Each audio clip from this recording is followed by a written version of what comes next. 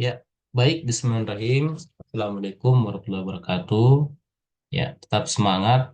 Ya, khususnya mahasiswa yang memprogramkan mata kuliah bahasa pemrograman web. Ya, bahasa pemrograman web yang berbasis framework. Ya, dalam hal ini Laravel. Nah, di sini bisa kalian lihat. Ya, kita mulai dari sini model sebelum diimplementasikan bahasa pemrogramannya, bagaimana membuat model. Ya, terlebih dulu perlu paham ini ada sebuah URL yang dimana URL nanti ini akan mengarah ke root. Ya, jadi akan dicari di dalam root. Sehingga di dalam root ini nantinya akan mencari sebuah controller yang dimana controller ini terdapat sebuah komunikasi data. Ya, apakah itu get yang mengambil data, ya, apakah itu mengirim data, yaitu menggunakan post. Ya, ini ada interaksi di sini. Ada sebuah komunikasi data. Nah, setelah itu baru ditampilkan sebuah view, ya. Nah, untuk lebih jelasnya, ya, di sini saya akan mencoba bagaimana membuat database-nya terlebih dahulu, ya. Nah, di sini saya coba dulu, ya, kita buat database, ya, kita buat database-nya.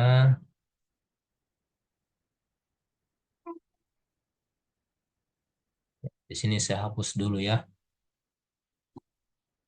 database, kemudian saya coba hapus dulu, ya, ini kosong ya. Nah, sekarang, ya. eh, Nah, untuk yang menggunakan exam dan juga menggunakan exam dan composer, maka terlebih dahulu ya atur nama database-nya. Di sini misalnya menggunakan database, saya akan berikan nama database-nya adalah DB Academic. Yang sebelumnya sebenarnya Laravel, ya.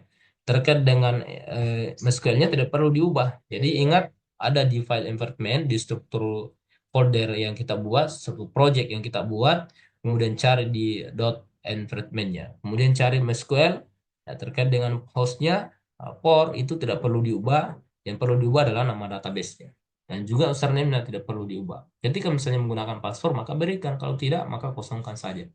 Nah, setelah itu, karena saya menggunakan artisan, maka saya membutuhkan sebuah CMD. Nah, di sini terlebih dahulu, sebaiknya masuk di partisinya, kemudian apa nama projectnya, di mana directory projectnya, baru ketikkan di sini CMD.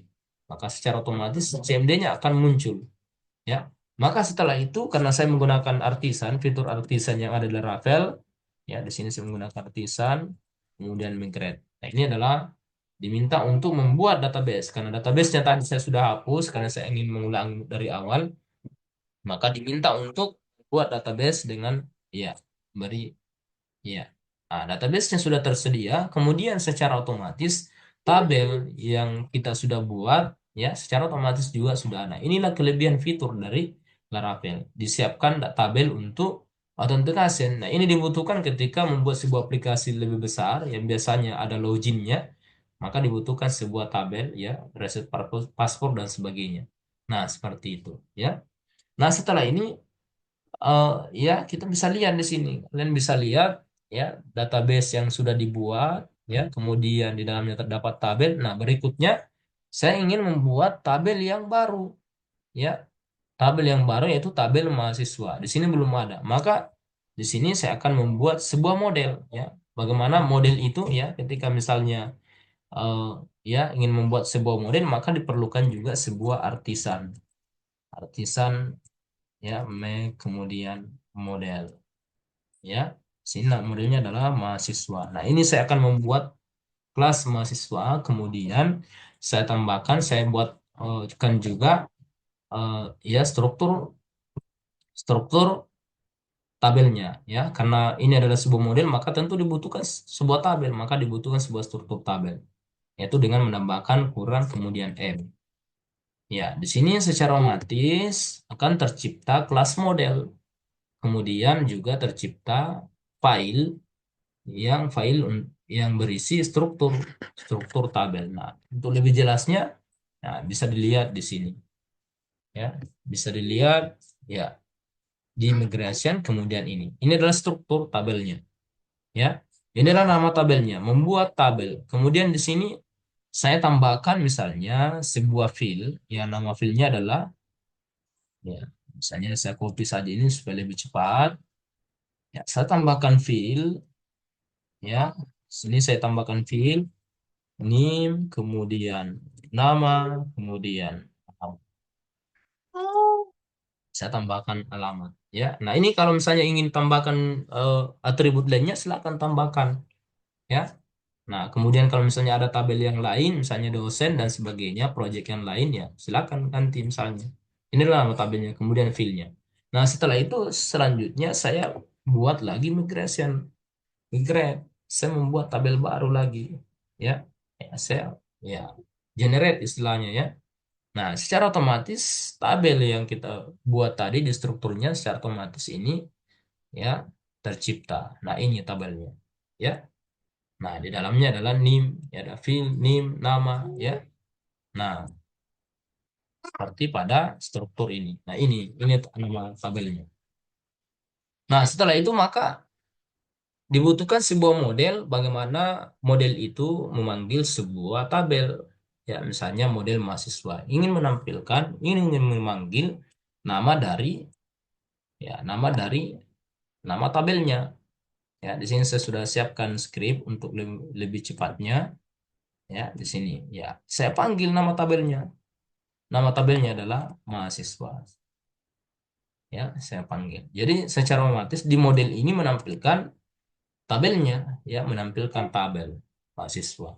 Nah, setelah itu untuk komunikasi dengan model, ya, berhubungan dengan berinteraksi dengan model, ada sebuah interaksi di sini, ada sebuah relasi di sini, itu kita masuk di sini. Sebelumnya di sini, ya, kita copy saja direktorinya dari model ini, ya, di dalam ya, di sini belum ada controller, maka di sini saya harus buat juga, ya, PHP, kemudian artisan, kemudian make, kemudian control. Nah, kemudian nama kontrolnya misalnya mahasiswa controller. Ya, di sini saya buat. Nah, secara otomatis tercipta, ya. Nah, sini otomatis ada ya. Maka berikutnya kita gunakan direktorinya tadi, direktori dari model. Ya, di sini saya berikan mahasiswa. Ini adalah nama eh, direktorinya dari model. Nah, setelah itu karena ini adalah sebuah kelas, maka kelas ini tentu ada sebuah metode di dalamnya. Nah, di sini saya siapkan juga script, ya. Di sini saya buat sebuah view, ya. Nah, ini, ya, saya buat sebuah metode view untuk menampilkan data. Kemudian ini, ya, di sini kalian harus buat, ya, panggil nama kelas model mahasiswa. Kemudian di sini saya berikan variabel mahasiswa. Nah, ini variabel mahasiswa yang nilainya adalah mahasiswa dengan memanggil secara keseluruhan dari field yang ada di mahasiswa, ya, seperti ini di tabel mahasiswa saya akan panggil fieldnya semua yang ada di tabel mahasiswa dengan cara menggunakan al. Jadi seperti itu ya. Jadi nanti nilainya ini akan tersimpan di dalam variabel mahasiswa. Nah, kemudian masuk ke dalam, ya, di sini untuk mengirim datanya ke view maka dibutuhkan sebuah, ya, sini file view-nya, ya. Misalnya view mahasiswa, ya, view mahasiswa dengan, ya, jadi parameternya nilainya tadi variabel ini yaitu mahasiswa, maka saya buat parameter untuk mengirim data ke dalam view. Nah, seperti ini. Ya, mahasiswa, saya kirim datanya ya, di view. Ya, saya kirim datanya di view. Nah, ini. Nah, ini saya kirim datanya di sini. Kemudian saya buat alias, ya, dengan aliasnya adalah MHS. Nah, sehingga parameter mahasiswa ini tidak perlu lagi dipanggil, tapi yang dipanggil adalah aliasnya. Ya, nah ini aliasnya. Aliasnya ini apa filenya? Yaitu NIM, kemudian nama, alamat. Nah, ini adalah fil dari tabel, ya, yang telah kita buat. Nah, ini. Nah, seperti itu. Kemudian terkait dengan forage-nya, karena ini tabel, ya, bisa saja lebih dari satu data, bisa saja 1000 data, ya, maka sebenarnya program itu membutuhkan sebuah perulangan untuk menampilkan data. Walaupun kita lihat secara keseluruhan ditampilkan, tapi sebenarnya prosesnya adalah ada sebuah perulangan, ya. Ada sebuah perulangan. Nah, misalnya ya terdapat sebuah data misalnya 21484. Kemudian namanya adalah Sunardi misalnya, ya. Kemudian alamatnya adalah Moncong Loe.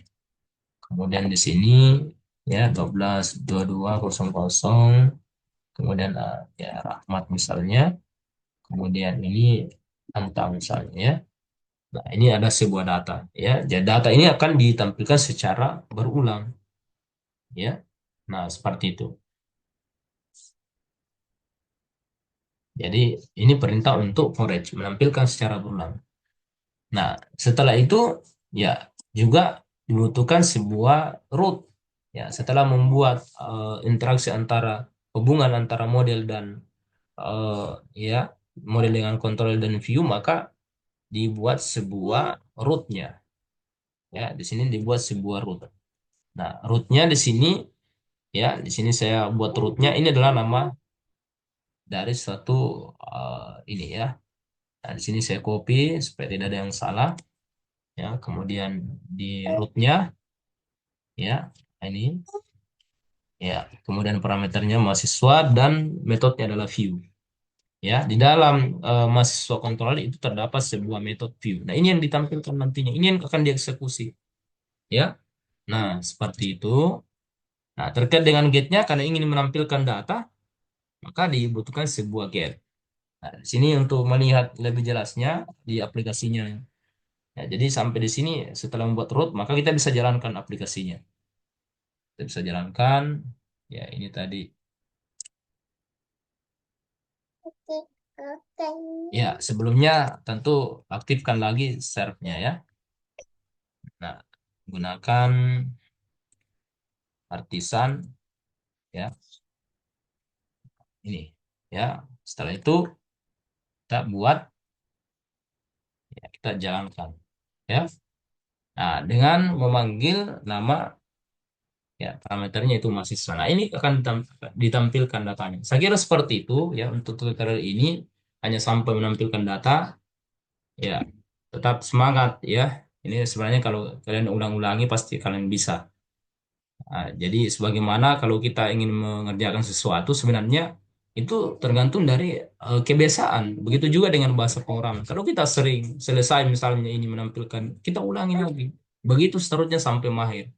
Ya, jadi semoga berikutnya saya akan buat lagi eh, model, ya, untuk mengirim data, ya, atau menginput data kemudian mengirim data ke database. Saya kira seperti itu.